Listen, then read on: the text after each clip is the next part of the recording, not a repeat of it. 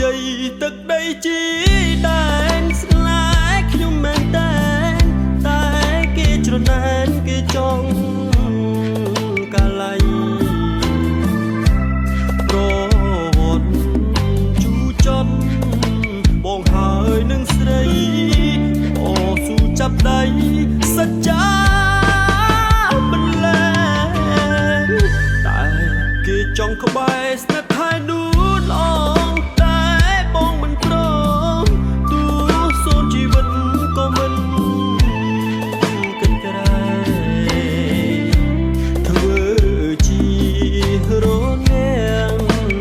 ពេលមិនលែងអ្នកចង់ប្រជែងត្រូវឈប់ប្រាថ្នាជួបភ្នំដងរែ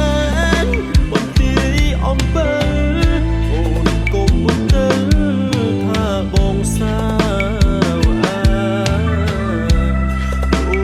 ផ្ដាច់ស្លាប់រូមិនអោយអ្នកណាយកស្រស់ជីចេញពីទ្រូងបង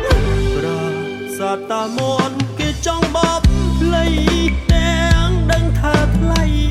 តាមពិតរូបស្រីជាគូស្នេហ៍បងវេ